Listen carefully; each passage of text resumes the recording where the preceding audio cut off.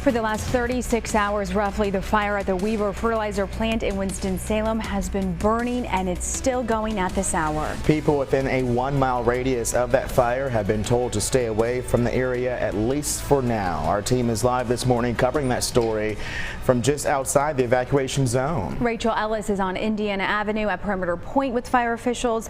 Jackie Pascal is at the evacuation site at the Winston-Salem Fairgrounds, and Christina Evans is here with us in studio. Let's check in with Rachel first. Rachel, officials gave us another update roughly 2 hours ago. Get us up to speed. Audrey Devontae, good morning to you. Well, that 4:30 a.m. press conference is where we learned that there have been no changes to this overnight fire, or this fire that's lasted nearly over 24 hours now at the Weaver fertilizer plant. We know that it's basically looking the same way it did when we woke up yesterday morning, and right now air quality concerns are also still very much in the picture, and there is still a risk of explosion. But overnight, the EPA has been conducting their air monitoring, so using drones and helicopter imaging to see exactly what firefighters and first responders will be dealing with here. Still, firefighters are not able to actually be physically on that plant site. They have to monitor what's going on from above, as I mentioned. So actually, firefighters are still not fighting that fire, but right now people are still asked to maintain the 1-mile radius away from the evacuation site, and that includes first responders. Want to emphasize that. And you know, there was a temperature drop overnight, so that means the smoke is more low-lying now, but as the temperatures warm up later today, that smoke will start to lift again. But just another reason for people to stay indoors if at all possible today, especially if you have asthma or any other respiratory issues. Breathing could be an issue for you. But we want to hear what that fire personnel spoke about this morning, especially you know, when they talked about what they could be dealing with over the next several hours and the next several days. And here's what he had to say. The potential for an explosion is still there, and we have to be patient and just observe and keep those safe distances and those safe zones established until we get to a point where we can re-enter the site and start assessing that. So it will be drone operations. And patience really is the name of the game right now. It seems like we've kind of been in a standstill, you know, from yesterday even. So right now, people, I'm sure, who also live within this 1-mile radius are eager to find out when there could possibly be changes. But right now, it looks like we just need to kind of wait and see. But we're going to send it out to our Jackie Pascal, who's live this morning at the Education Building at the Winston-Salem Fairgrounds, you know, where people are asked to stay if they live within that 1-mile radius, if they're not staying with family and friends. So Jackie, what's it looking like there this morning, especially with this 48-hour evacuation period possibly extending even longer?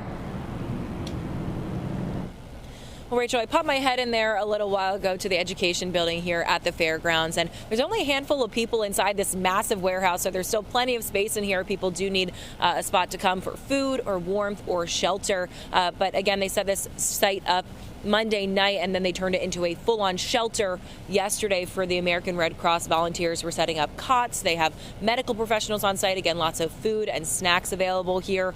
And they spent all afternoon kind of making sure this was equipped for people to stay here last night. But like you were saying, that timeline's now looking pretty unclear. They could be staying for another night or longer. We did speak with the Red Cross's regional executive director for the Piedmont Triad. He's helping organize this shelter and run it. He says he can't put an exact number on how many people they can hold here because of COVID protocols. They are trying to maintain distance between folks inside. But again, we do know there is plenty of space for more. Like I said, there's only a handful of people inside this massive warehouse right now. And it's not just a room full of cots. They're setting them up as people come in and as they are needed. So again, plenty of room. Also, one other note that I wanted to add here: for pets, if you only brought enough food and water and equipment and things like that for your pets for 48 hours, that original timeline is what those folks within that 1-mile radius were told, you can bring them here. The Forsyth County Sheriff's Office does have supplies on hand for animals, and you can store them here as well if you need to stay somewhere else and they can't take in any animals. I also had just seen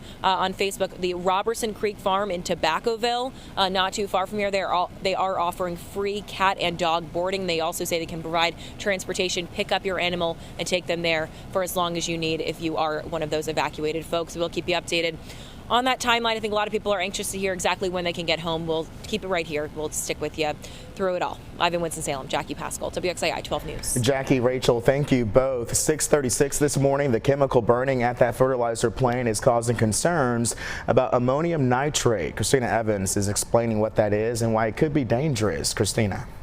Well, of course, Devontae, ammonium nitrate is stored at the Weaver fertilizer plant, and it does not appear to readily burn according to expert, but it can accelerate other combustible materials. Now, it is odorless, it can be colorless, or a white to gray sand-like flake, bead, or granule. It is used to make explosive, matches, and fertilizers. The hazmat team leader at the site in Winston-Salem says that this substance will not cause significant bodily harm.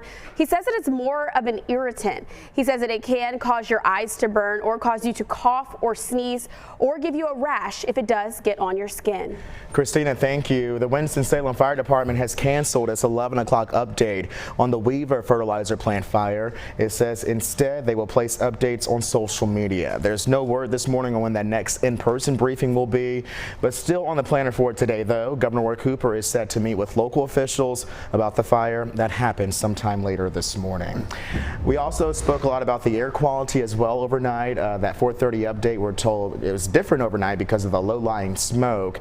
And Brian, this is a situation that's pretty serious. I just got a message on Instagram from a viewer, Rita. She said that she saw a fine gradual powder inside her microwave that's vented on the outside. So I guarantee you that's probably from that smoke. That's very interesting. I had not heard that yet. Well, I mean, you're talking about, you know, hundreds of tons of chemicals that are on site that are, you know, presumably part of this fire. And she's in Poptown too. Yeah, so. and that's the general direction the winds are moving in. So yeah, you can't take this lightly. Fortunately, we haven't had a lot of issues come out of this. We haven't heard of many folks getting respiratory ailments due to this fire burning. But we're kind of in that sweet spot in part of the forecast with the morning where we get another inversion set up. It's a layer of warm air in the atmosphere that's not too far off the ground. It tends to trap anything, any pollutants, any rising air, and keeping it from warming up all that much. And that does include smoke. And so in the morning, you often see this smoke plume kind of turn more horizontal, kind of following the ceiling that the atmosphere is providing. Once that mixes out as temperatures warm up with the rising sun, you see that column return to more of a vertical nature, and we just haven't seen that yet. North winds right now at about 5, so at least initial light winds are probably pushing this farther south, but we are expecting this to move more westerly once again today, like it started to set up yesterday. We came up with a model yesterday, kind of a black carbon forecast, indicating where the smoke particles were more likely to set up today. Notice how the colors fade a bit as we get into noontime in the afternoon.